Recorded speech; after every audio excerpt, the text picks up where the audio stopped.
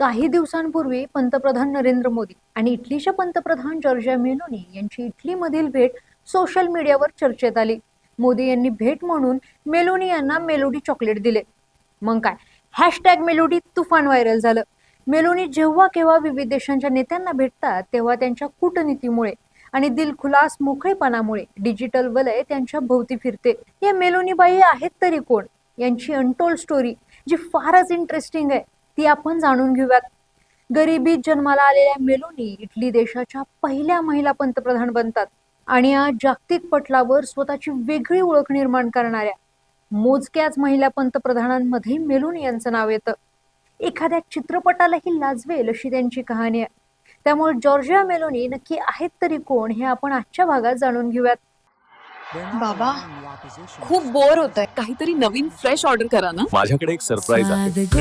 गोकुळचा आस्वाद परंपरेचा गोकुळ आईस्क्रीम सोबती प्रत्येक क्षणाचा गोकुळ आईस्क्रीम.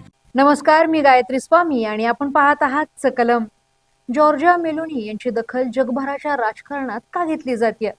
कारण दुसऱ्या महायुद्धानंतर इटलीमध्ये वर्षाला एकच सरकार टिकत होतं अशी परिस्थिती होती. इटलीला एक स्थिर सरकार देणाऱ्या मेलोनी या दुसऱ्या पंतप्रधान ठरल्यात.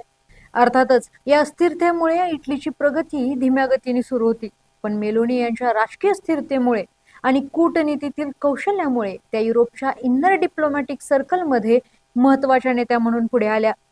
पुरुषसत्ताक व्यवस्थेत एका महिलेने कोणताही गॉडफादर नसताना पंतप्रधान पदापर्यंत पोहोचणं स्वप्नवतच आहे. पण मेलोनी यांच्या प्रचंड महत्वाकांक्षी स्ट्रॅटेजिक प्लॅनिंग, जबरदस्त मार्केटिंग, आक्रमक, कष्टाळू आणि हिंमत न हारणाऱ्या वृत्तीमुळे त्या इटलीच्या पंतप्रधान बनल्या. वर हे सगळं सोपं आणि साहजिक वाटत असेल आणि म्हणूनच त्यांच्या खडतर प्रवासाची दुसरी बाजू सुद्धा आपण जाणून घेऊयात.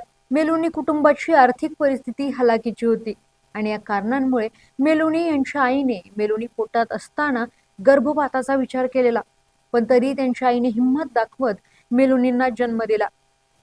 मेलोनी जेव्हा 1 वर्षाच्या झाल्या तेव्हा त्यांच्या वडिलांनी घर सोडलं आणि त्या जेव्हा 3 वर्षाच्या होत्या तेव्हा त्यांच्या बहिणीसोबत खेळताना त्या दोघींकडून घराला आग लागली आणि अख्खं घर जळालं. रोम शहरातील गार्बाटोला परिसरात त्या लहानाच्या मोठ्या झाल्या, जो मध्यमवर्गीय आणि कष्टकऱ्यांची वस्ती म्हणून ओळखला जातो. आधीच गरिबी, त्यात वडिलांचं छत्र हरवलं आणि उरल्या सुरलेल्या घराचीही राख रांगोळी झाली. यामुळे संघर्षाची वाट अधिकच बिकट झाली.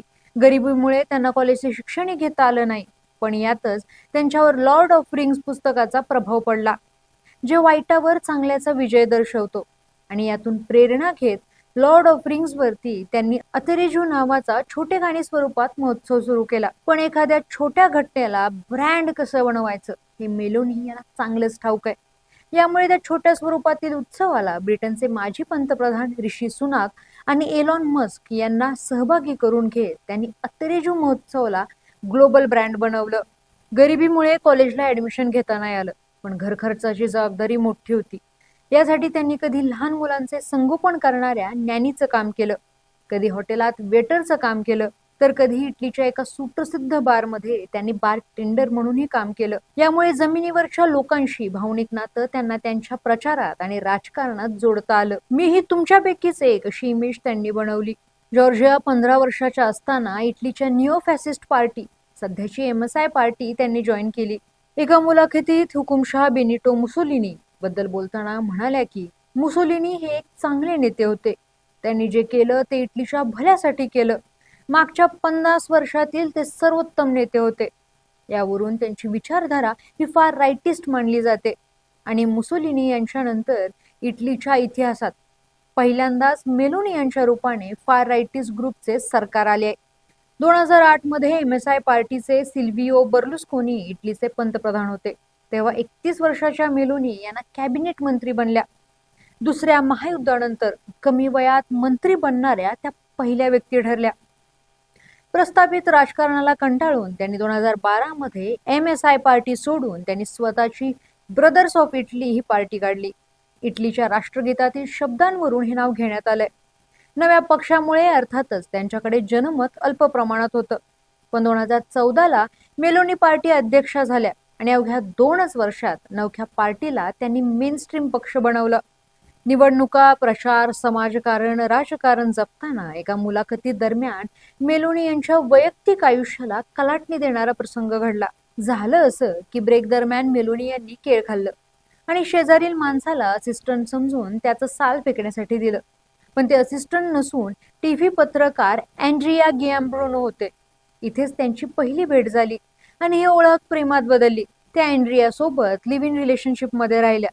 त्यांना जिनेवारा नावाची मुलगीही झाली आणि 10 वर्षाच्या सहप्रवासानंतर अँड्रिया यांचा बाहेर खालीपणा जगासमोर आला. एक सोशल मीडिया पोस्ट करत अँड्रियापासून विभक्त झाले आहेत अशी माहिती जॉर्जिया यांनी दिली. एका केळीच्या सालीपासून सुरू झालेल्या प्रेमाचा शेवट हा असा झाला. त्यांच्या वैयक्तिक आयुष्यावरून राजकारणातील आघाडीची स्त्री असल्यामुळे विरोधकांनी नवनवे नॅरेटिव्ह पसरवले. पण मेलोनी यांनी तेव्हाही हिंमत सोडली नाही. सगळ्यांना ठणकावून सांगितले, तुम्ही फक्त पाण्याचा थेंब आहात आणि मी दगड. पाण्याच्या थेंबाने दगडाला काही फरक पडत नाही. दगड तो दगडच राहतो. त्यांनी कधीच त्यांच्या वैयक्तिक आयुष्याची झळ त्यांच्या राजकारणाला लागू दिली नाही. या सर्व कटू अनुभवातूनच त्यांनी स्वतःची वेगळी इमेज बनवली. त्या म्हणतात, I am Giorgia, I am a woman, I am a mother, I am a Italian, I am a Christian. Christian धर्म, राष्ट्रभक्ती आणि कुटुंब हे मेलोनी यांच्या विचाराचे आणि प्रचाराचे मुद्दे. त्यांच्या याच आक्रमक, स्पष्ट आणि कणखर प्रतिमेमुळे एवढं सगळं घडत असतानाही 2022च्या निवडणुकीत त्या बहुमताने ब्रदर्स ऑफ इटली पार्टी निवडून आली आणि जॉर्जिया मेलोनी या इटलीच्या पहिल्या महिला पंतप्रधान बनल्या. मेलोनी या फार राईट विचारधारेच्या असल्यामुळे युरोपसाठी त्या डोकेदुखी बनतील असं वाटलेलं.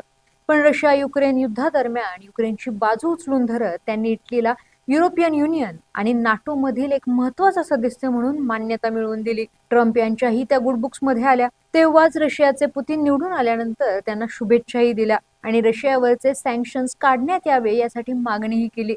यामुळे फार राईट विचारधारेच्या असलेल्या मेलोनी यांनी एक हाती युरोप, ट्रम्प आणि रशिया यांच्यात समतोल साधत त्यांच्या परिपक्व राजकारणाची जगाला ओळख करून दिली. आणि यामुळेच फोर्ब्स, टाइम मॅगझिन यांनी मेलोनी यांना जगभरातील सर्वात पॉवरफुल आणि प्रभावी नेतृत्वात समावेश केला. वडिलांचे छत्र नसताना गरिबीशी लढत आपल्या कुटुंबाची ताकद बनत, कधी न्यानी कधी बारटेंडर अशी कामं करत आपल्या जिद्द आणि प्रचंड महत्वाकांक्षाच्या जोरावर कोणताही राजकीय गॉडफादर नसताना पुरुष सत्ताक समाजात त्या इटलीच्या पहिल्या महिला पंतप्रधान बनतात. अशा जॉर्जिया मेलोनी. मेलोनी यांचे इटलीच्या राजकारणाला आणि जगाच्या राजकारणाला दिशा देण्यात महत्वाचा रोल आहे. यामुळे त्या पुढे काय करतात हे पाहणं औत्सुक्याचे आहे. तो कहाणी यहाँ अभी खत्म नहीं हुई, पिक्चर अभी बाकी है. तुम्हाला हा व्हिडिओ आवडला असेल तर लाईक करा, शेअर करा आणि आपल्या चॅनललाच म्हणजे सकलमला सबस्क्राईब करा.